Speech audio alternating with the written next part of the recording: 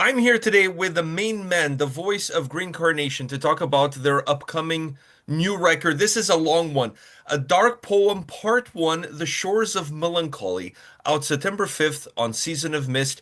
I'm super excited to talk to you about this record because when I was at Inferno, we met up and you kind of gave me a little bit of the behind the scenes of what was coming as far as Green Carnation is concerned. But obviously, that was the conversation between the two of us, not between the world. So I'm going to give you a chance to kind of explain a little bit of your thought process behind not just this record, but the trilogy that it's coming by Green Carnation. Yeah, I guess the idea of doing a trilogy was born when trying to figure out what to do after Light of Day, Day of Darkness in the very early 2000s, because that was quite a unique and like a huge musical project, ending up being one song lasting 60 minutes, as many people know.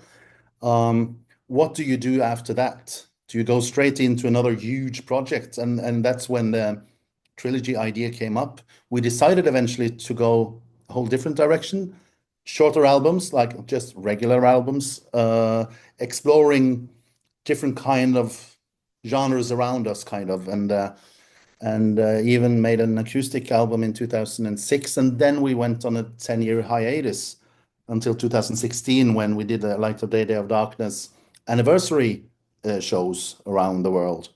Um, we hadn't really decided whether to continue as a band after 2016. We just wanted to do that like Light of Day, Day of Darkness anniversary, and then have a chat on what to do now.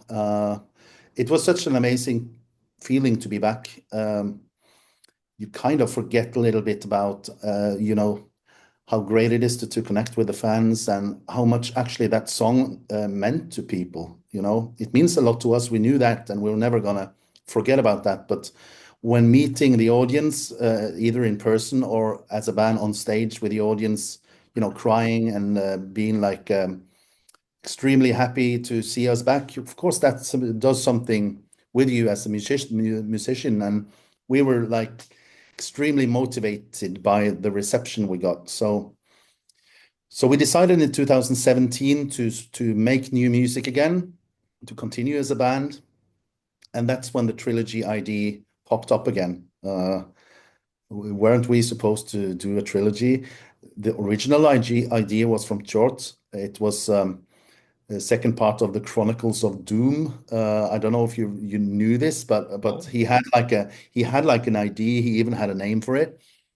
But as life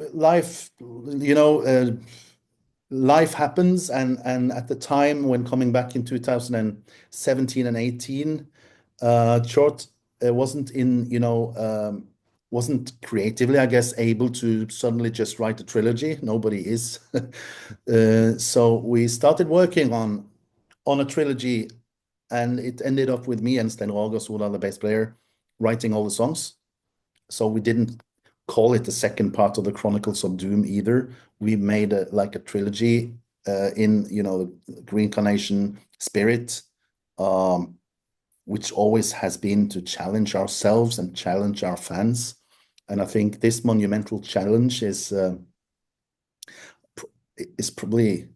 was probably bigger than we expected when starting writing, because it's such an amazing amount of music and lyrics and people involved, and it cost a lot of money.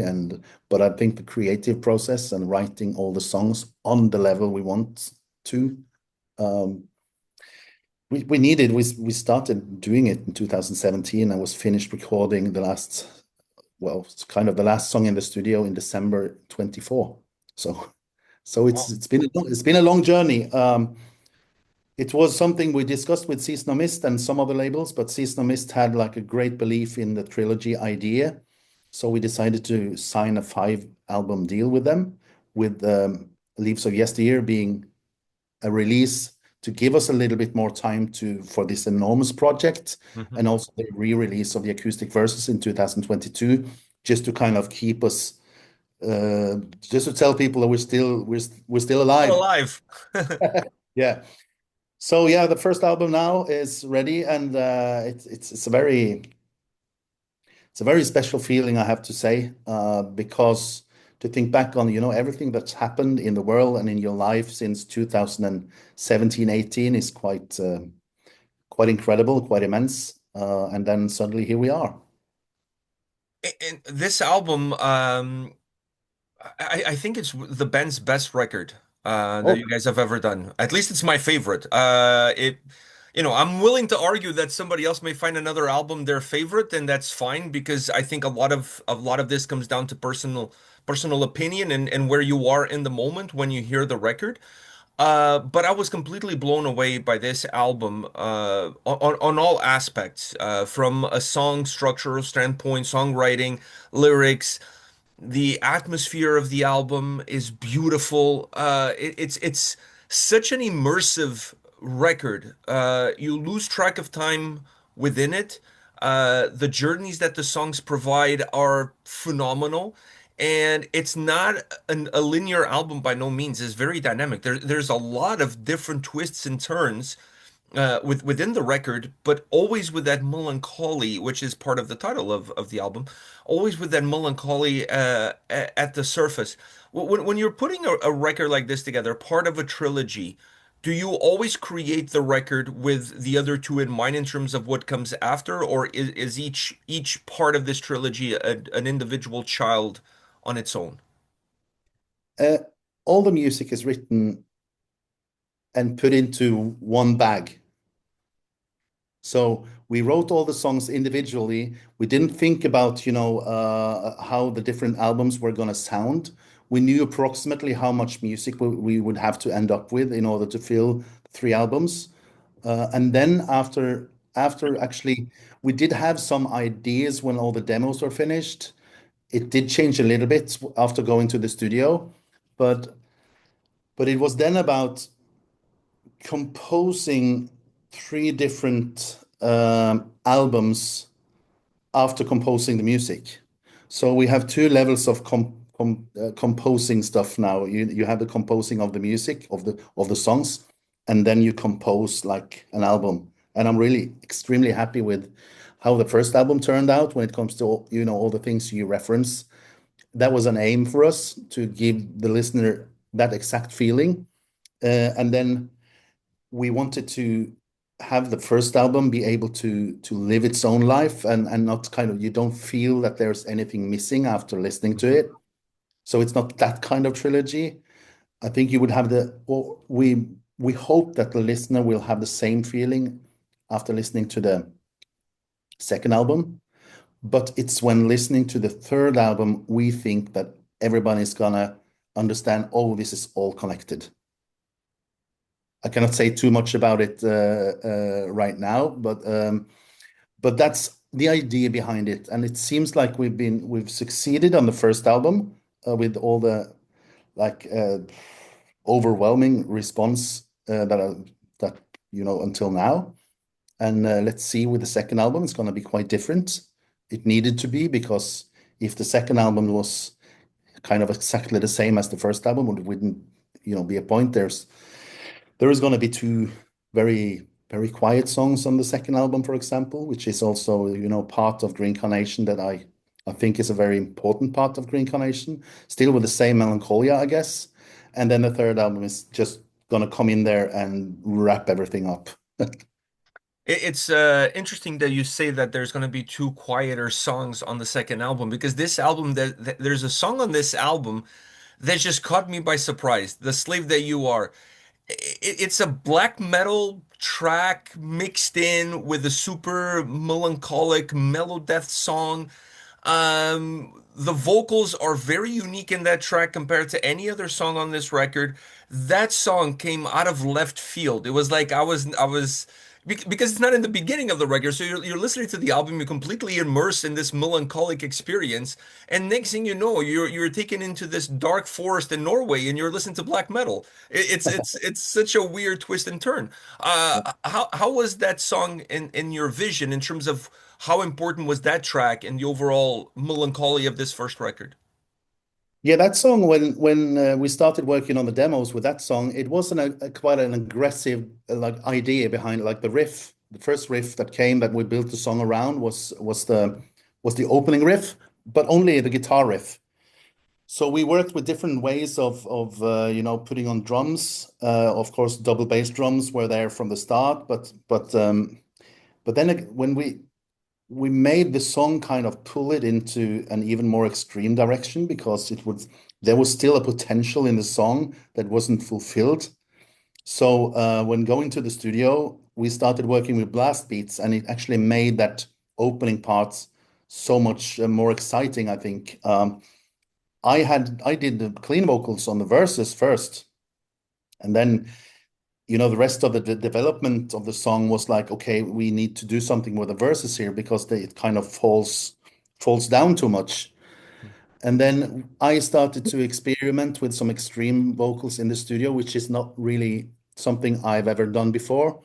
Putting on lots of effects on the vocals and stuff, and all the guys in the band thought it sounded really cool, but again, we've done absolutely no compromises on this album, and I wasn't comfortable of releasing something that like kind of we not didn't cheat it, but we wanted somebody world class to do that kind of vocals that the song needed. So I called Grutle from Enslaved, and because he's got one of my favorite voices, absolutely, when it comes to that exactly that kind of vocals, and.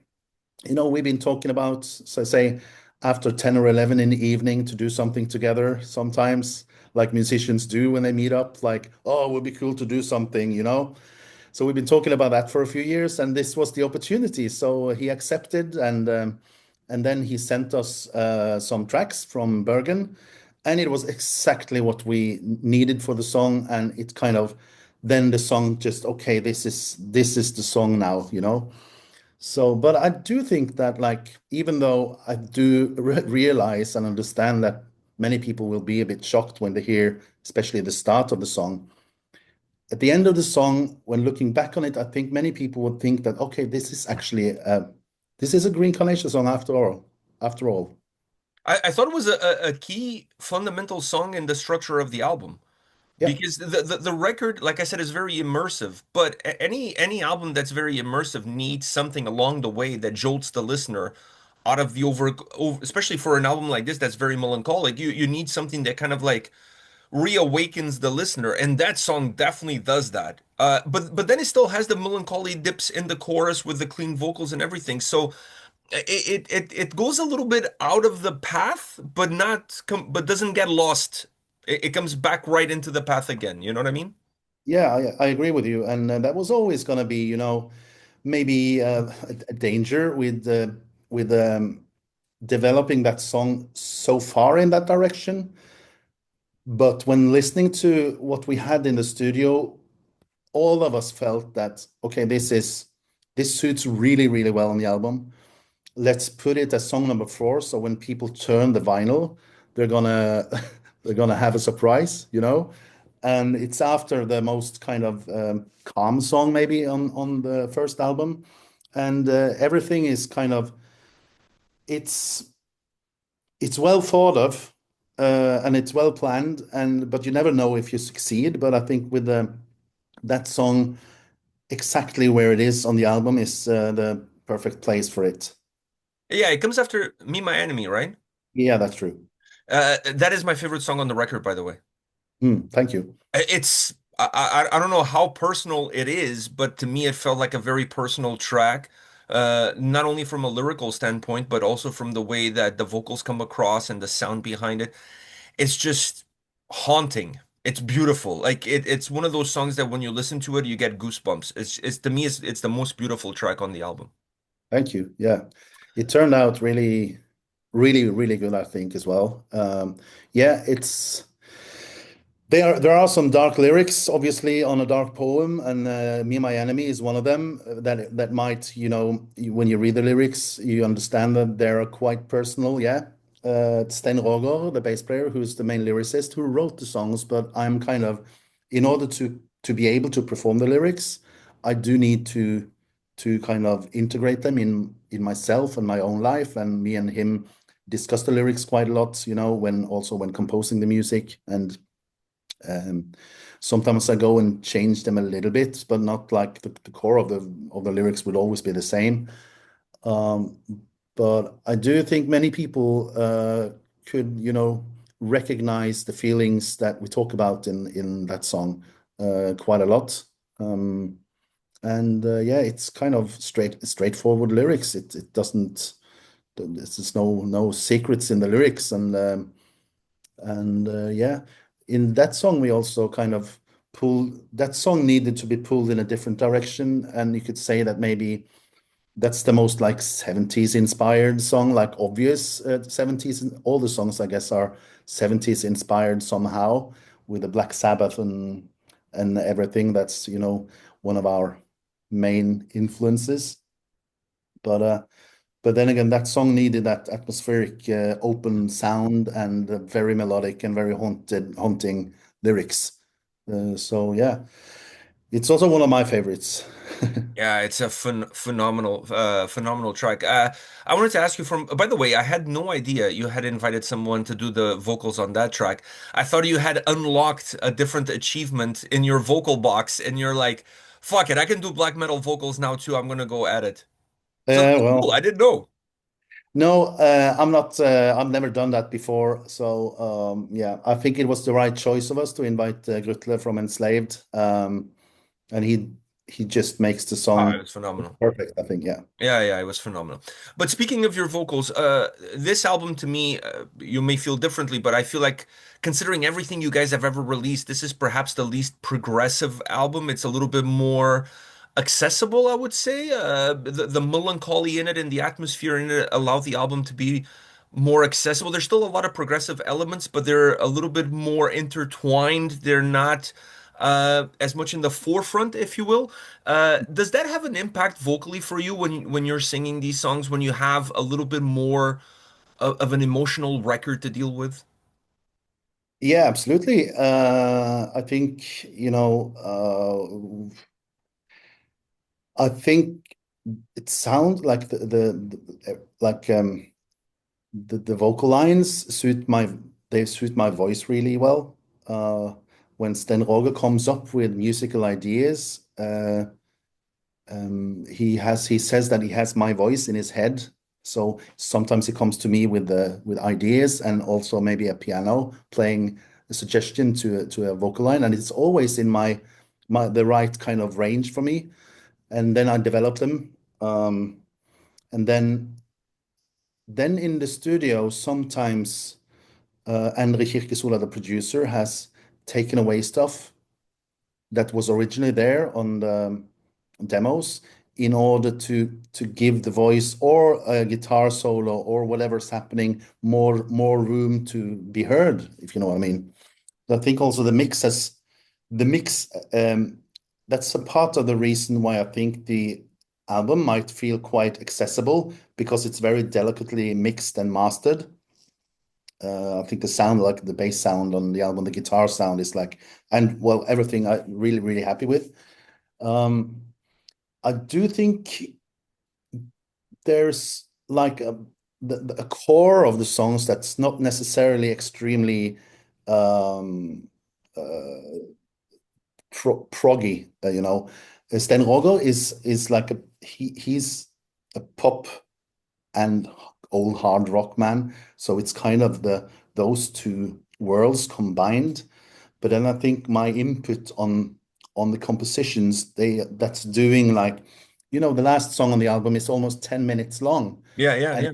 kind of when you list when you have listened through the song, you would never guess, I think, that this is a 9 minute 50 seconds, I think, or something like that song, or 9.5 minute song, because we worked so hard on like having everything fit so well together that everything just like it feels like a natural progression, Mhm. but the progression isn't, it's for example, that song, there's so many different parts, and part B of a song is like just building and building and building, becoming more and more and more epic, and then suddenly you're back to the verse and then the grand ending. So I think that's like the progressive elements in this is more in the compositions than anything else.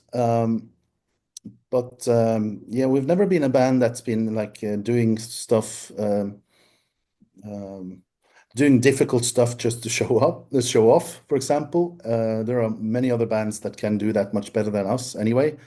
So, but it's about, composing, the perfect compositions for us, It's funny you mentioned that about the last song on the record because when I was listening to the album, the first three times I listened to the album, I wasn't looking at the track listing. I was honestly just listening. I wasn't looking to see when would switch, what song is what. Like I completely put my phone aside and I just listened to the album as I was sitting down, and I did that three times in a row.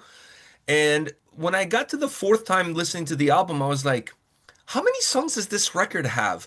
And then I realized that the first three of the record intertwine so perfectly with one another. And there's a little bit of elements from one into the next, that the first three almost sound like just one single song. Mm, that's You know what I interesting. mean? So, because I honestly, for the first three times I heard the album, I thought that was one song. Cool. So it took me a while to then like, hey, wait a minute, there's no way that's going to be just one song.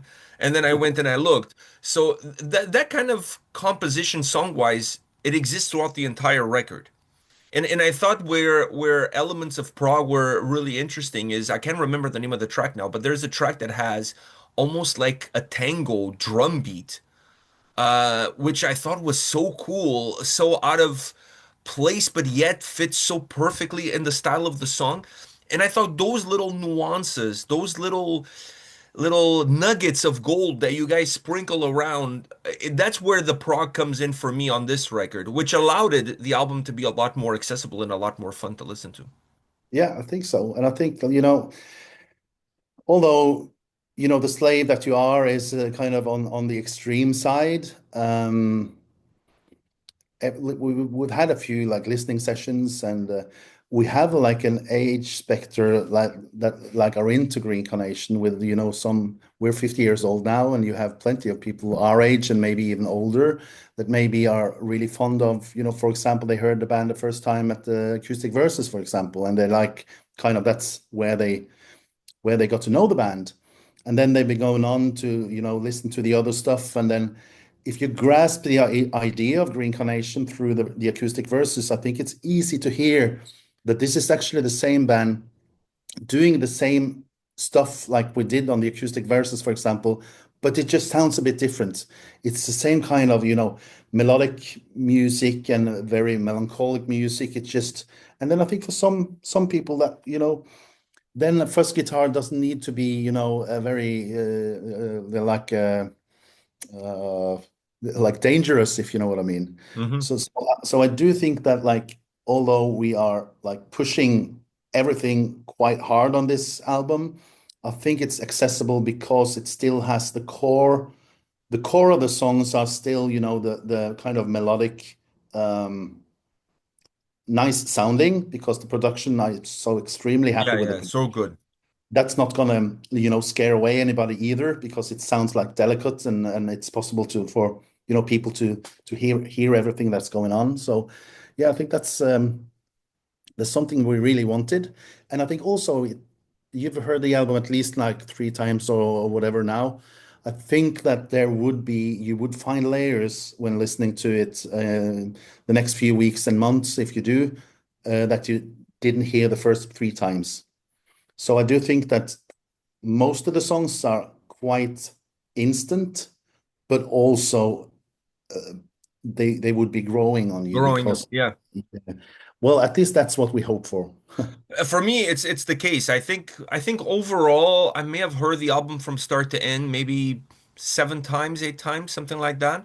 I had a couple of days off from work, and I was driving around doing some errands, so I had the album playing in the car, and I kind of got that feeling because every time another song would like the album would repeat and the same track would come back, I'm like, man, this song is so good because I felt like something different on that track that I didn't hear it the first five times that I went through it.